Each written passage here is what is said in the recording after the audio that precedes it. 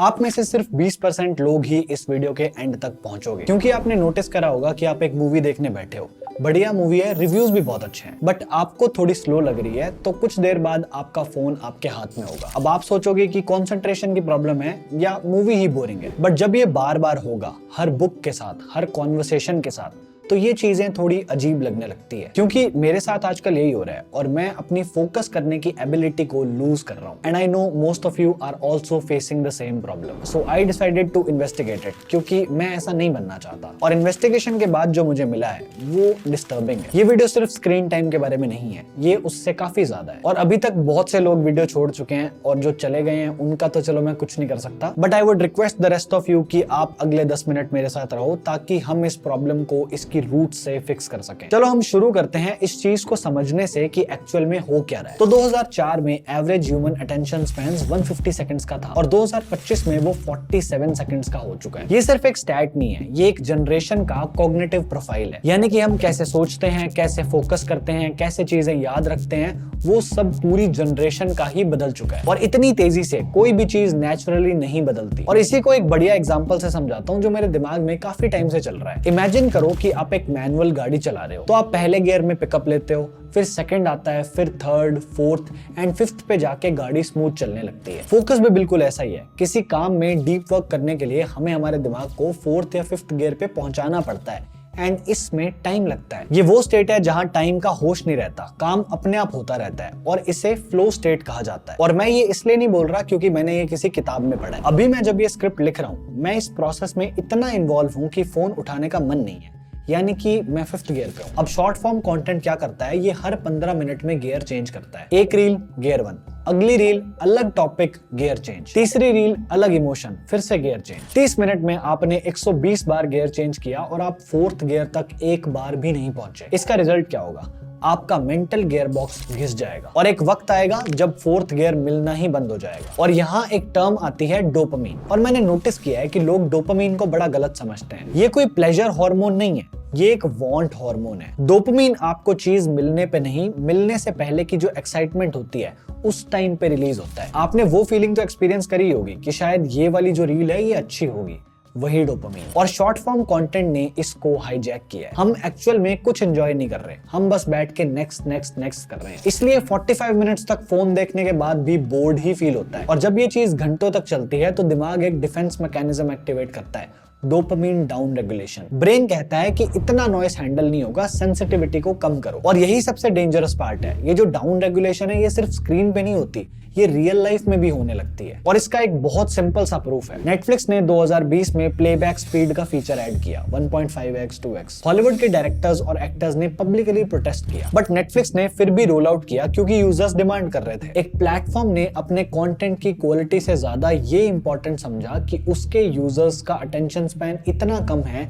कि वो बैठ के एक नॉर्मल स्पीड पे पूरी मूवी खत्म नहीं कर सकते। But the question still remains, ये इतना बुरा डैमेज आखिर हुआ कैसे? तो ये जो सोशल मीडिया शॉर्ट फॉर्म वाली एप्स हैं, इनका लेआउट ऐसे डिजाइन किया गया है कि आपका दिमाग स्टिमुलेट होता रहे। और इसके लिए इन्होंने बहुत पुरानी चीज यूज करी है, जो कि है हमारे पूर्वजों का सर्वाइवल इंस्टिंक्ट। जंगल में जो भी चीज चलती या चमकती थी उसके दो ही मतलब थे, या तो खाना या खतरा। तो दिमाग तुरंत अलर्ट हो जाता था। आज के एल्गोरिदम्स ने इसी इंस्टिंक्ट को हाईजैक कर लिया है। स्क्रीन पे जो सडन कट्स हैं, फ्लैश हैं, म्यूजिक चेंजेस हैं, ओवर सैचुरेटेड कलर्स हैं, ये सब हमारे दिमाग को एक सिग्नल देते हैं कि इंपॉर्टेंट है, देखते रहो। और हम देखते रहते हैं क्योंकि बिलियंस ऑफ ईयर्स की एवोल्यूशन को ओवरराइड करना इतना आसान नहीं होता। बट ये विजुअल्स तो सिर्फ बेट हैं, असली काम करता है वेरिएबल रिवॉर्ड सिस्टम। अगर हर रील इक्वली एंटरटेनिंग होती तो आप एक पॉइंट पे रुक जाते, बट ऐसा नहीं होता। एक बोरिंग है, एक एवरेज है और फिर अचानक से एक रील इतनी अच्छी है कि आप खुद 5 मिनट हंसोगे और 5 लोगों को शेयर भी करोगे। और एग्जैक्टली यही साइकोलॉजी कसिनो के स्लॉट मशीन्स में भी यूज होती है। गैम्बलर्स को पता होता है कि पूरा सिस्टम हराएगा,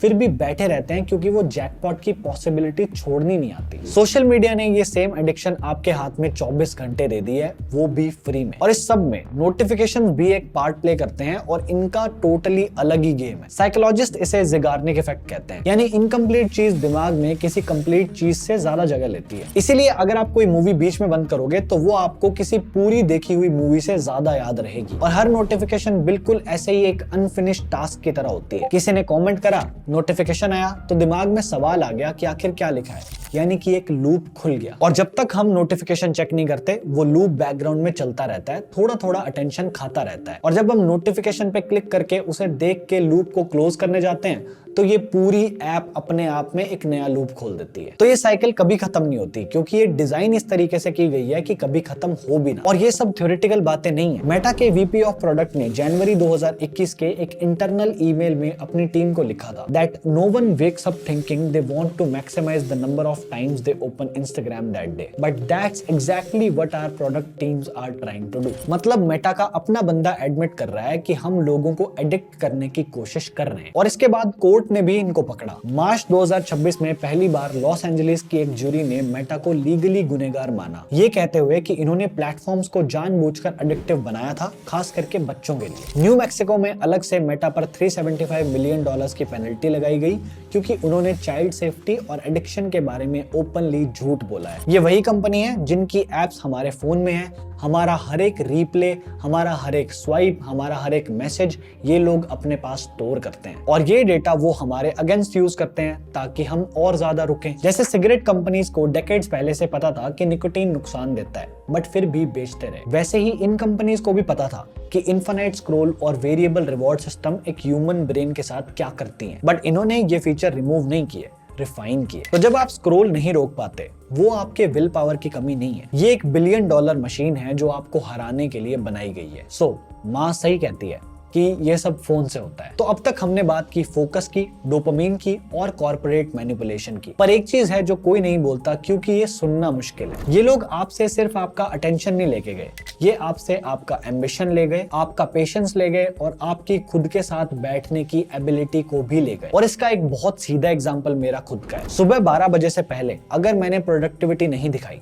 तो मुझे लगता है कि दिन खराब हो गया, अब क्या ही काम करना है। ये सिर्फ लेजीनेस नहीं है, हमारा दिमाग कांस्टेंट स्टिमुलेशन के लिए इतना कंडीशन हो चुका है कि अनस्ट्रक्चर्ड टाइम से इसको अजीब लगने लगता है। एंड मैं जानता हूं कि आप में से बहुत लोगों के साथ बिल्कुल ऐसा ही होता है। सोचो लास्ट टाइम कब था जब सिर्फ आप बैठे थे, कोई फोन नहीं था, कोई म्यूजिक नहीं था, कोई कंटेंट नहीं था, बस आप अकेले बैठे थे। बहुत टाइम हो गया होगा, और ज्यादातर लोग अब ये चीज कर ही नहीं सकते, और अगर करने की कोशिश करो तो 2 मिनट में एंजाइटी शुरू हो जाती है। वो जो साइलेंस होता है वो अनबेरेबल लगता है, और अब हम उस साइलेंस से भागना भी सीख गए हैं। दोबारा फोन उठा लो। और इसका एक और कॉन्सिक्वेंस है जो बहुत स्लो होता है, इसलिए नोटिस नहीं होता। जब आप घंटों तक रील्स देखते हो तो आप सिर्फ टाइम वेस्ट नहीं कर रहे, उस टाइम आप एक ऐसी दुनिया में रह रहे होते हो जहां हर चीज एडिटेड है, ऑप्टिमाइज्ड है, ताकि वो आपके ऊपर मैक्सिमम इम्पैक्ट छोड़ सके। हर रील का पहला सेकंड उसका हुक होता है, हर क्रिएटर आपको बेस्ट मोमेंट दिखाता है। और जब ये ऑप्टिमाइज्ड एडिटेड लाइफ आपकी बेसलाइन बन जाती है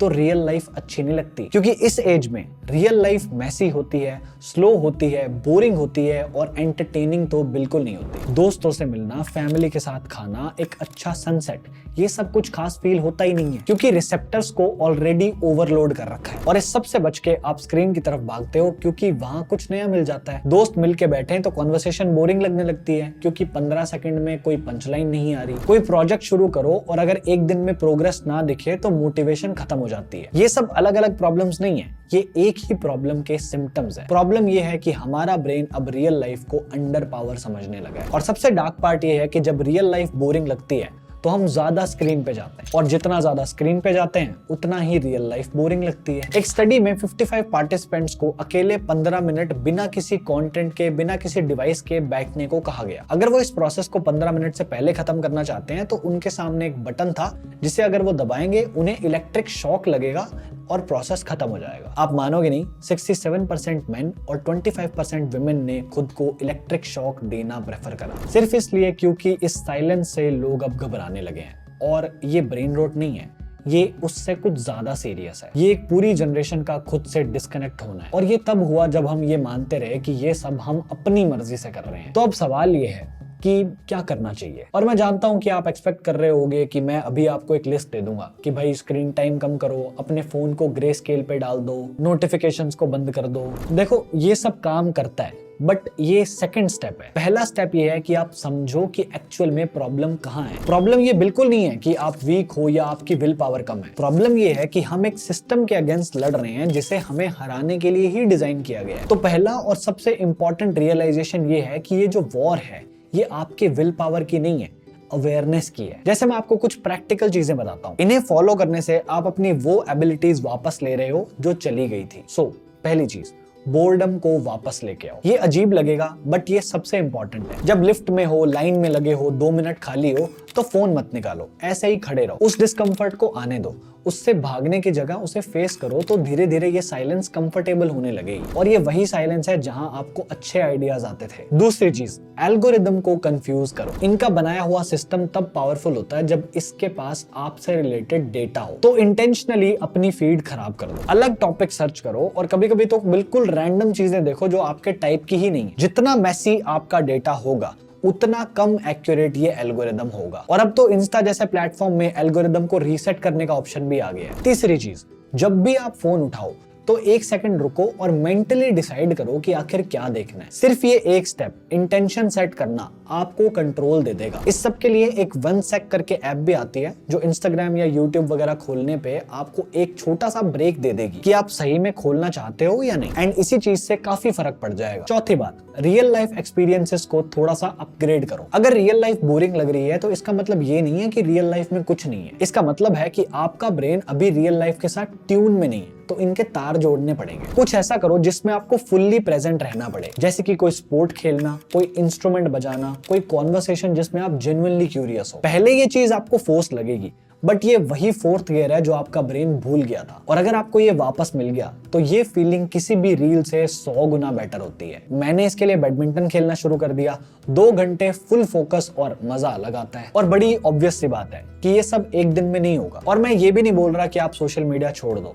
मैं खुद क्रिएटर हूं, ये मेरा काम है। मैं बस आपको ये बोल रहा हूं कि फर्क करो कि आप टूल यूज कर रहे हो या टूल बन गए हो। तो हर कॉन्शियस चॉइस, फोन रखना, किसी चीज में डीप जाना, बोर्डम को सरवाइव करना, ये सब सिर्फ अच्छी हैबिट्स नहीं है। ये सब करके आप उस मशीन से बच जाओगे जो $1 बिलियन का खर्चा करके आपको बीट करना चाहती है। और ये एक्सपेरिमेंट तब शुरू हुआ था जब आपको इसके बारे में कुछ नहीं पता था, बट अब आपको पता है। और आप अभी से डिसाइड कर सकते हो कि आप इस एक्सपेरिमेंट का सब्जेक्ट रहना चाहते हो या नहीं। मैंने अपना काम कर दिया है, आगे आपकी जिंदगी, आपकी मर्जी। मेरा आज का हो गया है। This is it from my side. Thank you so much for watching. I am Devanshu and I am on leave till the next one.